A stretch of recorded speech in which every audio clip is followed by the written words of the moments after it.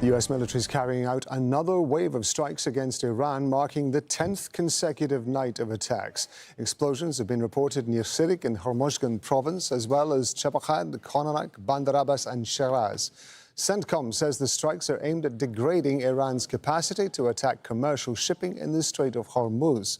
Iranian media is reporting that air defense systems have been activated near Iran's Bushehr nuclear power plant. Now, in a moment, we're going to be live with Kimberly Halkett at the White House and Mohammed Val in Doha. First, we're going to head to Tehran and we're going to speak to Tawhid Asadi there. What's been happening, Tawhid, in the last couple of hours? Well, it's been another night of escalation as we witnessed the American airstrikes continue to target different cities, specifically in the southern coast of the country. So far, we know that in Qeshm Island, the largest in the vicinity of the Strait of Hormuz, explosions are reported. Also in southeastern parts of the country, in particular in Sistan Baluchistan province, in two cities of Chabahar and Konarak, according to local sources and the state news agency, at least 14 explosions have been reported. And when it comes to, again, southern coast, we know that in Bandar Abbas, the most important or at least among the most important port cities of the country, again, very much similar to the past night, to the previous nights, we've got explosions happening. Also, we know that in Sirik, which is another important geostrategic city, given the fact that it oversees the Strait of Hormuz, explosion sounds in the vicinity of the city are being reported at this point. We know that over the past nights, specifically over the past 3-4 nights, we are dealing with a rather intensified scope of the attacks. And also we know that, as you mentioned earlier, in Bushehr, explosion sounds are reported, even though local authorities are saying that this is not because of the attacks, but because of the activation of the air defense system as the American airstrikes continue. On the other hand, we know that the Iranians over the past few nights were and have been talking about their retaliatory strikes to target U.S. military bases across the region. Tawhid Asadi there in Tehran. Thank you very much indeed. We're going to go to Kimberly Halkett. She's at the White House for us. So Donald Trump issuing a warning to Iran. It's going to pay a price for every U.S. soldier killed. So the rhetoric, of course, getting stronger. At the same time, we're already getting reports of explosions in Iran. That's right. As you point out, it's the 10th consecutive day that the U.S. military is pounding Iranian missiles and drone bases, as well as military bases. And what we know is that the U.S. president, with his recent Truth Social post, has essentially laid out now a policy of retaliation for the U.S. military.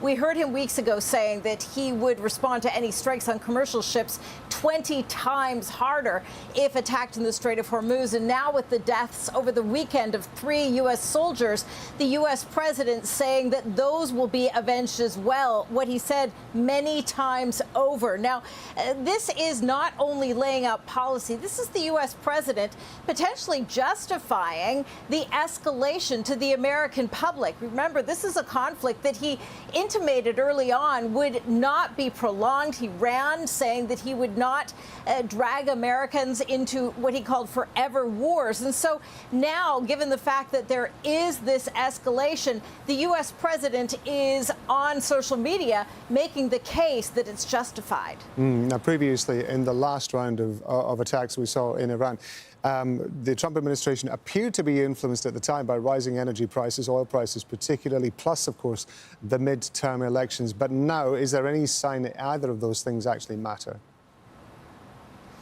They matter, but they're right now not the primary concern of this White House. In fact, it's taking a back seat to diplomacy. The White House telling Al Jazeera that right now the president is focused on making Iran pay, not only for what it sees as violations of the Memorandum of Understanding, but also for what the United States calls acts of terrorism in the Strait of Hormuz. So the White House is right now focused on avenging avenging the deaths of the U.S. soldiers, and the White House saying that the blows will continue until the president deems otherwise. But at the end of the statement given to Al Jazeera, the White House also did point out that talks between the two nations are continuing, even as the United States again is launching a 10th consecutive night of strikes against Iran. Bringing us up to speed there from the White House, Al Jazeera's Kimberly Harker. Kimberly, thank you very much indeed. We're going to go to Doha,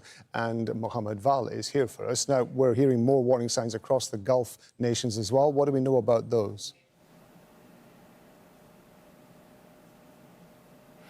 Well, we know that in Bahrain, Jordan and Kuwait, the same scenario that we have seen over the last several days is being repeated with Jordanian military talking about 3 Iranian missiles that were intercepted in the skies of Jordan without any casualties or impact being mentioned. Jordan is where some of the American soldiers were killed over the last few days by Iranian strikes. A very intense situation there, and also in Bahrain, sirens were sounded, and there is a strong statement of condemnation from the Kuwaiti Foreign Ministry, not only regarding what's happening in Kuwait or the attacks on Kuwait, but also in Bahrain. Solidarity between Kuwait and Bahrain following those attacks by Iranians, without many details being mentioned by both countries about the impact or casualties. So these countries have been bearing the brunt of this escalation, this recent escalation between the US and Iran, and it is also the same thing that happened during the war in March.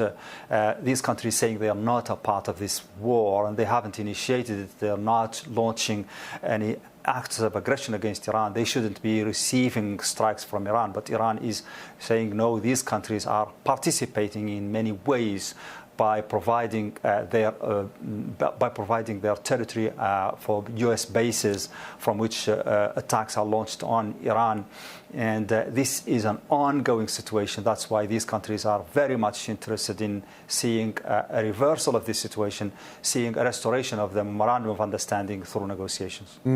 Okay, let's talk about the diplomatic side of this. We're getting reports of an Iranian high-level visit to Pakistan. We're also getting reports of a 10-day ceasefire suggested by Qatari mediators, that proposal being put forward. Is this an indication that diplomatic efforts are still going on? Kimberly was telling us that US officials seem intent, certainly telling Al Jazeera, that there are some sort of negotiations going on in the background. Well, obviously the Gulf countries in particular, and also Pakistan, have never lost hope, have never given up on negotiations and the possibility of a return to the negotiation table, because that's the only option left for the Gulf countries. This situation is out of hand as far as they're concerned. They haven't initiated this war, as they say, and they can't stop it. So the only way, the only course of action for them is negotiations. That's why they are pushing hard, along with Pakistan, for a return to the negotiation table. That's why we have a flurry of diplomatic activity during the last few days. We had the Turkish foreign minister here in Qatar. We had also the Iraqi prime minister here. And today we have the Iranian interior minister in Pakistan.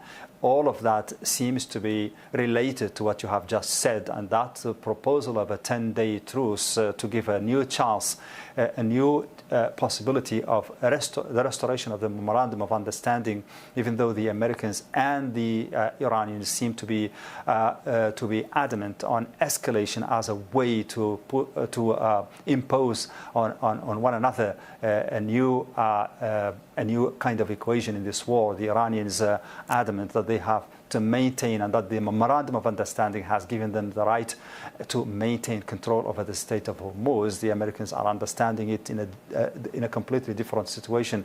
It has to do with Article 5 in that memorandum of understanding. So both sides and also the mediators, all of them need to sit around the negotiation table again, at least to look at those the terminology of those of those articles on the MOU and to see if they can fix the problems from which this escalation has emanated, that misunderstanding. Iranians saying it gives them the right to control the Strait of Hormuz and to organize traffic there. The Americans saying no, Iran, by the Memorandum of Understanding, should just step aside and allow a free passage of ships across the Strait of Hormuz.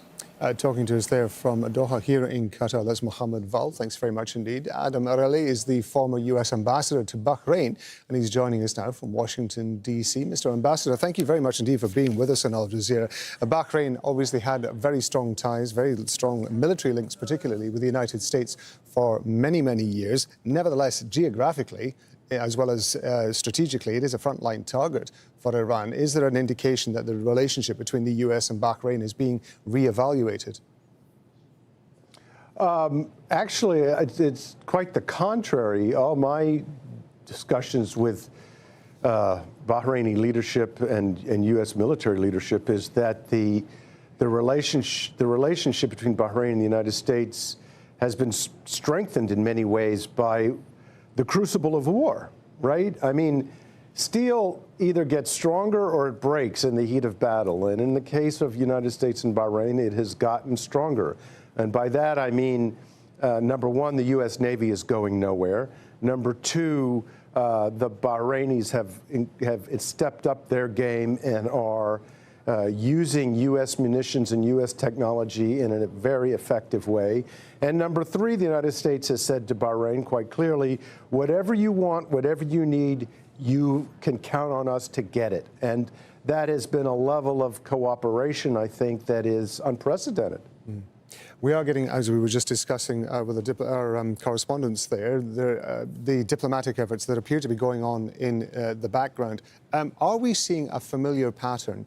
By that, I mean, in the previous round of the war in Iran, we saw an intensification of the fighting as the talks continued in order to try to bring leverage by both sides on those talks. Is there, to some degree, an argument that that is what we're seeing now, that there is, in addition to the U.S. response to the deaths of the U.S. service personnel, that there is a ramping up in order to try to put pressure on whatever negotiations are going on at the moment?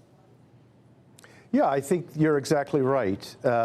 And this is indicative of a couple of things. Number one, it's indicative of the fact that, you know, the United States has no plan, basically. Usually when you go into an armed conflict, you have strategic objectives that you're trying to achieve, and that you have a war plan to achieve them. Well, in our case, it seems that the strategic objective was basically get a new regime, that you hit Iran hard enough, the regime will fall, and you'll have the problem will be solved. Well, that illusion was dispelled in the first weeks of the conflict, and now Trump is stuck with the forever war that he criticized his predecessors for, and he's trying to find a way out of it. He's trying to negotiate or bomb his way into an exit. The problem is, you know, for Iran, this is an existential war. Their survival depends on its outcome. For the United States, it's a war of choice. We can walk away and the United States will be just fine, frankly.